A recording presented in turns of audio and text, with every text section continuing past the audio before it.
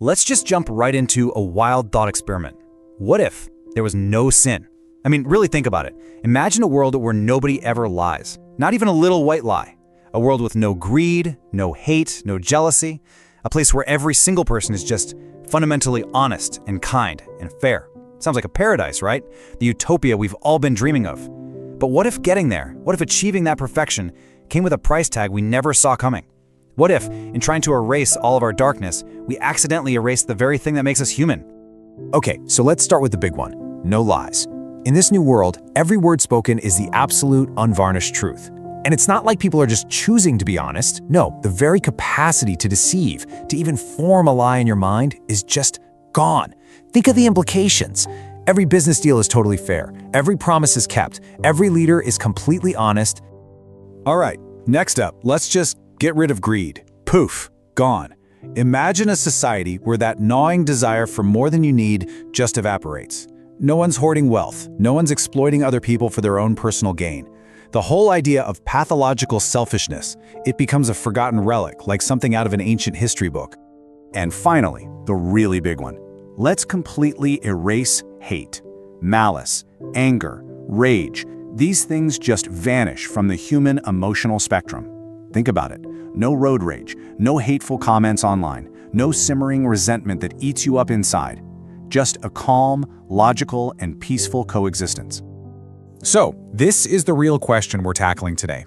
We've built a world with no crime, no war, no poverty, no corruption. It is, by all accounts, perfect. But is it really a paradise? Or has it accidentally become something else, a kind of perfect, sterile prison for the human spirit? So let's picture the moment it all happens. We can call it the Great Absolution, and it's instantaneous. All at once, across the entire globe, every single human being just changes. This isn't a new law or some social movement. It's a fundamental shift in our biology. Now, this is the most important part to understand. It's not that people suddenly choose to be good. The choice itself has been taken off the table. That part of our nature that's responsible for wrongdoing, the impulse to harm or to cheat, it just switches off. The urge never even shows up. And the immediate results of the Great Absolution, well, they're exactly as amazing as you'd think. The first 24 hours are just pure bliss, as the world's most impossible problems start solving themselves almost overnight. And I mean, the change is total. Crime rates don't just drop, they flatline, they go to zero. Homicides, thefts, assaults, all of them hit absolute zero and just stay there. The very idea of a criminal becomes instantly obsolete. The ripple effects are just staggering. I mean, with no criminals to lock up, prison doors just swing open for good. Police officers, lawyers, they basically find themselves in an early retirement. And with no greed or nationalism, world leaders just agree on everything. Armies are disbanded, and trillions of dollars in military spending are suddenly freed up. The economy, as we know it, just fundamentally breaks and then resets itself into something totally new. How? Well, insider trading is impossible. Predatory lending vanishes.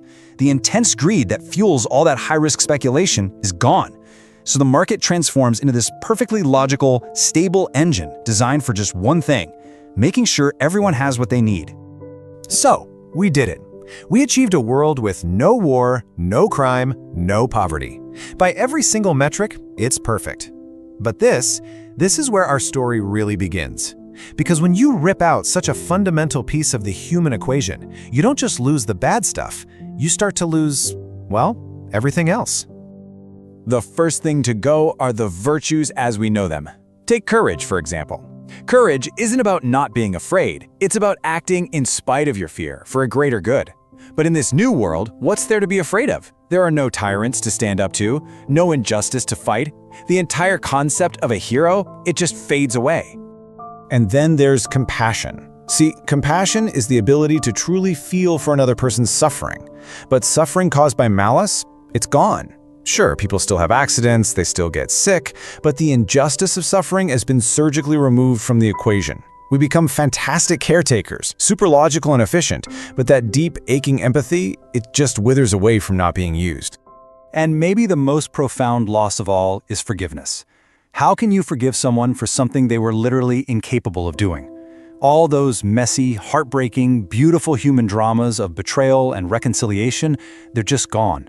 Our relationships are never tested by lies or betrayal, and because of that, they're never truly healed or strengthened. So here's the real kicker. Kindness in a world where no one can possibly be cruel, or honesty in a world where no one can lie, these aren't virtues anymore. They aren't choices we have to struggle to make. They're just the default setting. You know, a computer isn't good for just running its code, it's just functioning. Humanity has become a race of perfectly functioning automatons.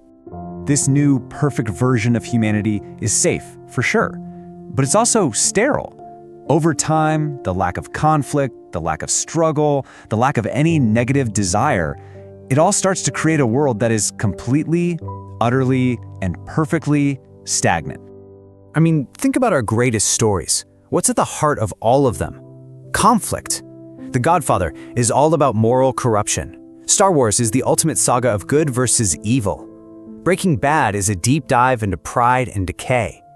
In a world without sin, all of this becomes incomprehensible. Art might become pleasant, sure, but the drama, the very soul of human expression, is just extinguished. And that's the trade-off, isn't it? Our flawed world is defined by conflict, which leads to redemption, which inspires art, which drives progress. But the sinless world? It has harmony, but that leads to stasis. It's pleasant, but it's ultimately stagnant. We become a beautiful museum of a species, perfectly preserved and unchanging. It all boils down to this simple, kind of terrifying paradox. Goodness, real goodness, has to be a choice. And that choice is only meaningful if the opposite option is on the table. Without the possibility of darkness, the word good loses all its power. It just describes everything, and because of that, it describes nothing at all. But then, after centuries of this perfect, predictable, quiet peace, something shifts. A single tiny imperfection gets introduced back into the system, and it changes everything. The story goes something like this. A child, just out of simple curiosity, takes something that isn't theirs. And for the first time in ages, someone feels guilt.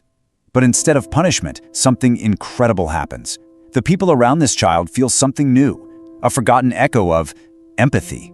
They forgive, they comfort, and in that one small moment, humanity begins to breathe again. The choice is back. And that's the ultimate lesson of this whole thought experiment. The same free will that allows for the worst things imaginable is the exact same free will that allows for the most selfless acts of sacrifice. To remove our capacity for sin isn't to save humanity, it's to delete it. Our flaws aren't bugs in the system. They're the features that allow for growth, for art, for courage, and for love. So, I'll leave you with this question to chew on. If there was a big red button right in front of you, would you press it? Would you create this perfect world, totally free of all evil, even if it meant giving up courage, compassion, and art? A world without sin might be beautiful, but a world with redemption? Well, that world is alive. Let us know in the comments, would you press the button? And hey, if you enjoy diving into wild what-ifs like this, be sure to like this video and subscribe to the channel for more.